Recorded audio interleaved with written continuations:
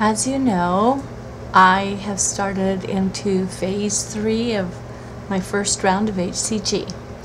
And righty now, I haven't quite hit the phase 3 good part.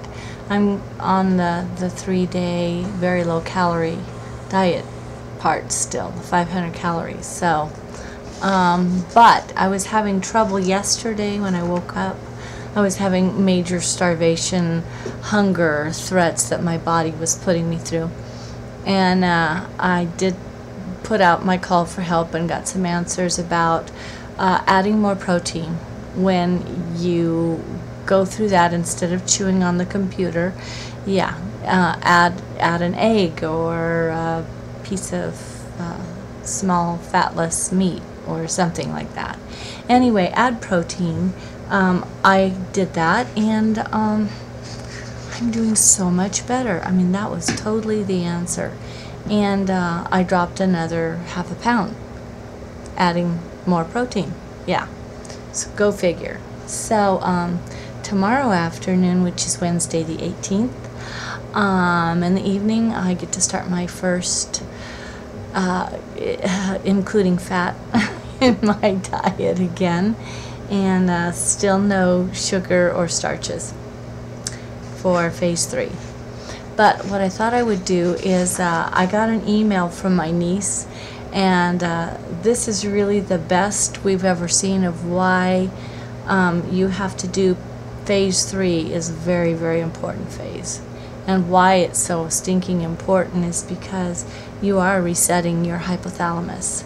So without further ado, I'm going to read to you somebody by the name of Cami, who came up with her own interpretation of what the hypothalamus is actually doing during this time.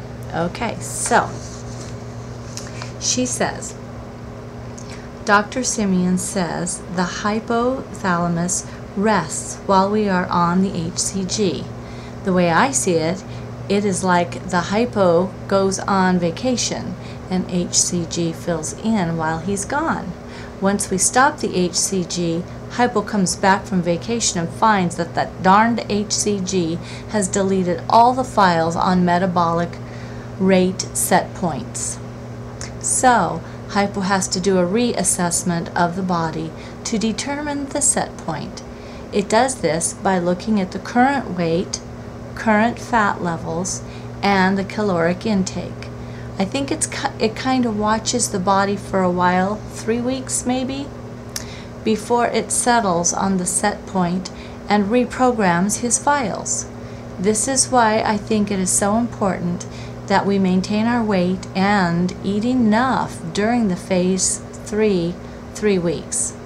I also think that blood sugar levels also come into the equation of determining the set point, and that is why the no sugar, no starch requirement, to prevent the spiking of blood sugar during this time.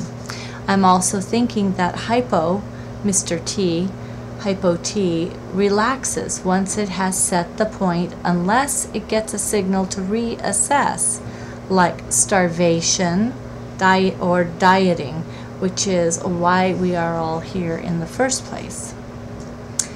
She says, please know that I'm no medical expert, and though I've done some reading on this process, it still baffles me. This is just my interpretation and why it is my belief that the phase 3, phase 4 parts of the protocol are the most important parts, and that's why Dr. Simeons made the time requirements he did. Just my thoughts.